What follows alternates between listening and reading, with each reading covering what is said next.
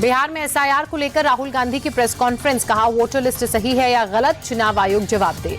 राहुल ने लोकसभा चुनाव में एग्जिट पोल का हवाला देते हुए कहा, चुनाव के नतीजे एग्जिट पोल से अलग थे, वोटर लिस्ट पर लोगों को विश्वास नहीं। लंबी चुनाव प्रक्रिया पर राहुल गांधी ने सवाल उठाए, कहा चुनाव प्रक्रिया इतने महीनों तक क्यों चलती है, चुनाव प्रक्रिया पर हमें शुरू से संदेह है। संसद परिसर में विपक्षी सांसदों का प्रदर्शन, एसआईआर का जमकर विरोध किया, नारेबाजी की। जेडीयू सांसद संजय कुमार झा ने एसआईआर के मुद्दे पर चुनाव आयोग की तारीफ कर कहा, दिल्ली में एसआईआर को लेकर विपक्ष के हल्ला का बिहार में कोई असर नहीं। तेजस्वी यादव को चुनाव आयोग का दूसरा नोटिस, तेजस्वी से वोटर आईडी कार्ड की डिटेल मांगी गई, 8 अगस्त तक ईपीआईसी नंबर की डिटेल देने को कहा।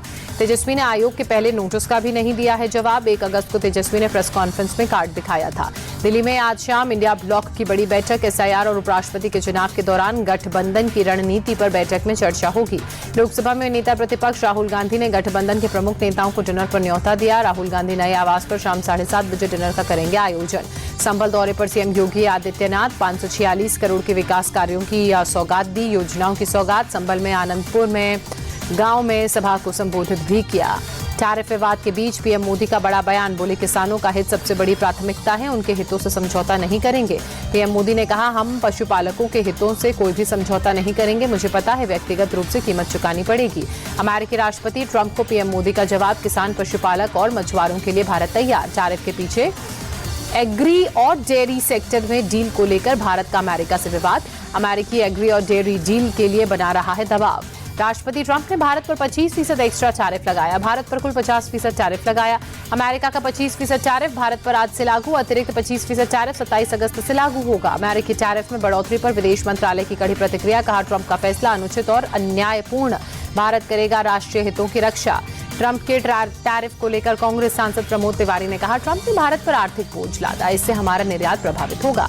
टैरिफ मुद्दे पर पीएम मोदी के बयान पर हमलावर हुए अखिलेश यादव, कहा हम विदेश नीति में पूरी तरह असफल रहे।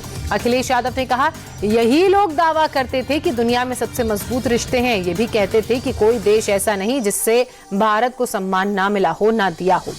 ट्रंप के टैरिफ लगाने पर सपा सांसद रामगोपाल यादव ने कहा, ट्रंप वैश्विक अर्थव्यवस्था के साथ खिलवाड़ कर रहे हैं, हमें दूसरे बाजार तलाशने होंगे। कैश कांड मामले में जस्टिस यशवंत वर्मा को सुप्रीम कोर्ट से झटका, आंतरिक जांच रिपोर्ट को चुनौती देने वाली याचिका खारिज। सुप्रीम कोर्ट ने आंतरिक जांच पैनल की प्रक्रिया को कानूनी और संवैधानिक माना, कहा जस्टिस वर्मा की याचिका सुनवाई के लायक नहीं। धराली में बड़े स्तर पर रेस्क्यू ऑपरेशन जारी, सेना, एनडीआरएफ, एसडीआरएफ और आईटीबीपी की टीम ने 400 लोगों का रेस्क्यू किया। सैलाब में लापता हुए सेना के 11 जवान भी सुरक्षित। पटवारी से धराली जाने वाली सड़कों का ड्रोन वीडियो सामने आया, कई जगह पूरी तरह ध्वस्त हो चुकी हैं सड़कें।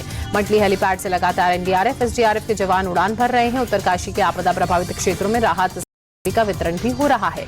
मटली हेलीपैड पहुंचे सीएम धामी, धराली से निकाले गए लोगों से बातचीत की। एनडीआरएफ, एसडीआरएफ कर्मियों से भी सीएम धामी की बातचीत। इलाके में हर्षिल के आपदा के बाद डूबते हुए लोगों के वीडियो सामने आए, एसडीआरएफ की टीम ने लोगों का रेस्क्यू किया।